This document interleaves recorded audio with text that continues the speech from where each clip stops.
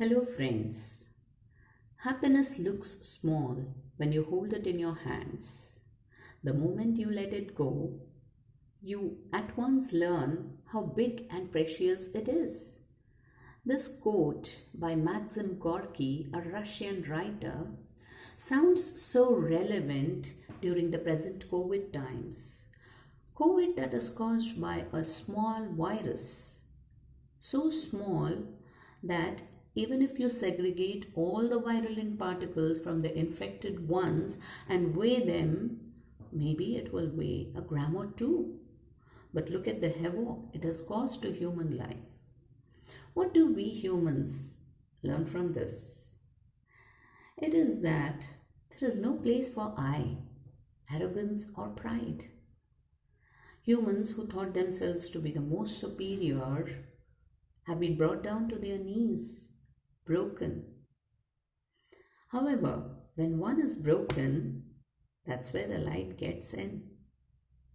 And the light here has united the entire human race and made learning and communication possible in different parts of the world. It's rightly said, beautiful are those whose brokenness gives birth to transformation and wisdom. I firmly believe that the self-confidence at different levels makes or breaks one. Some stay broken for long, while some thrive and transform. Not many of us have heard about the Sequoia National Park in California that houses the world's largest tree called the General Sherman tree. Let us hear an imaginary tale of the Sherman brothers. So this General Sherman tree began its life as a small sapling growing alongside its twin brother sapling called the young Sherman. Once, a keen nature lover to cultivate plants at home spotted the Sherman brothers. He approached General Sherman and tried to pull it out. General Sherman held on to the soil firmly with its roots. Unable to pluck it out, he now approached young Sherman, who, out of fear, had already loosened its grip. So young Sherman was taken home and planted in a pot, while the General Sherman grew up in this wild, big space. Very soon, the roots of young Sherman began to grow, and as they did, the pot broke. So the young Sherman was shifted to a new pot, but the same story repeated there. The roots grew, the pot broke, and young Sherman was shifted to a new pot. Finally, after a thorough research, its caretaker decided to nip off its tip and the roots. And till date, young Sherman remains dwarfed, delicate, and dependent on its master for nourishment. And it formed the bonsai variety, while the General Sherman grew up to be a tough, hardy tree, striving for its existence independently through all seasons and sheltering lakhs and lakhs of birds and other creatures. So, what would we want to become? General Sherman or the young Sherman? The choice is ours. Each one of us possesses that aha factor that helps us thrive, face turbulences of life, and discover life's purpose. So once there were two seeds underneath the ground.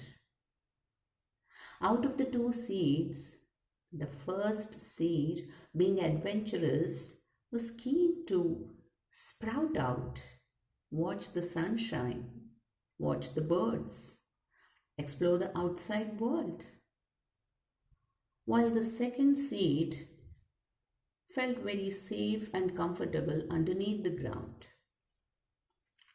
Now, despite the warnings by the second seed about the unknown dangers lurking in the outside world, the first seed peeped out.